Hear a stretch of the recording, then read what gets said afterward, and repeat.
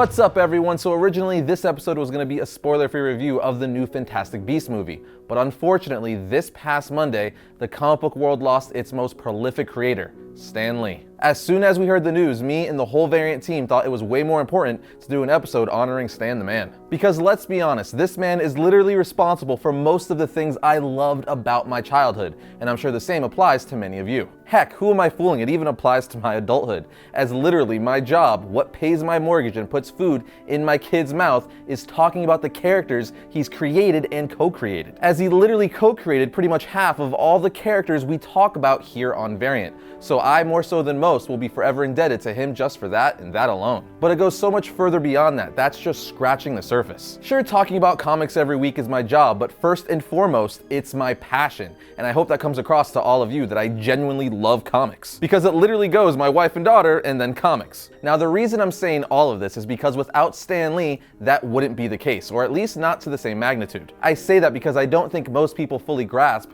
how prolific and key Stan Lee was to the comic book industry and just pop culture in general. The man was a creative genius and quite literally the Walt Disney of the comic book world. Everyone knows he's co-created a ton of Marvel characters like Spider-Man, Hulk, X-Men, Thor, Black Panther, and the Fantastic Four, but that's literally just the tip of the iceberg. I don't even think a lot of comic fans realize just how many characters Stan Lee has co-created. He's co-created well over 100 Marvel characters. Just to name a few, we're talking Ant-Man, Abomination, Absorbing Man, Beast, Black Knight, Brother Voodoo, Betty Brant, Captain Marvel, Peggy and Sharon Carter, Doctor Strange, Doctor Doom, Dormammu, Elektra, Electro, Fin Fang Foom, Nick Fury, Galactus, Goliath, Groot, Jean Grey, Hawkeye, Iron Man, The Inhumans, Juggernaut, Kraven, Man-Thing, Aunt May, Dr. Octopus, Kingpin, Karen Page, the Silver Surfer, the Sentinels from X-Men, She-Hulk, the Skrulls,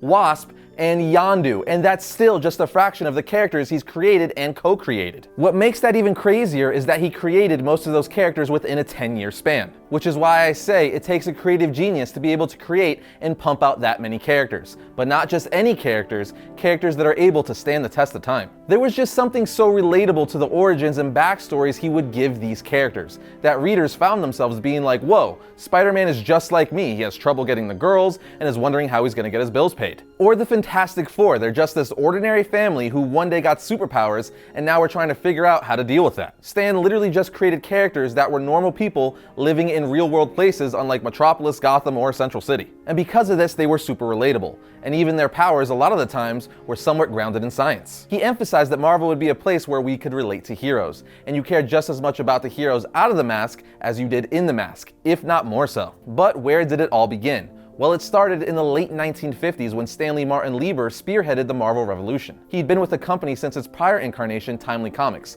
starting as an assistant for them in 1939. But when then Marvel publisher Martin Goodman saw the success of DC's Justice League of America title, Goodman tasked Lee with creating Marvel's own superhero team. During this time, Lee was thinking of changing careers, so his wife was like, hey, you have nothing to lose since you're thinking about getting out of comics anyway, so just experiment and do something you'd want to write. So like any smart husband, Stan took his wife's advice and started giving his heroes normal human flaws. And in doing so, he literally changed the archetype of a hero and revolutionized what we thought a superhero should be. Before Stan's new heroes hit the pages, superheroes were basically perfect with no real lasting problems. But instead, Stan gave his heroes tempers, made them worry about impressing girls, and a lot of them were even susceptible to getting sick. And the first group of heroes he created based off this way of thinking was the Fantastic Four, debuting in 1961. As we all know, the Fantastic Four was a massive hit. This led to Marvel giving Lee the reins to create a slew of new titles, which of course were still based off his new archetype. So Lee went on to co-create, mostly alongside the likes of Jack Kirby and Steve Ditko,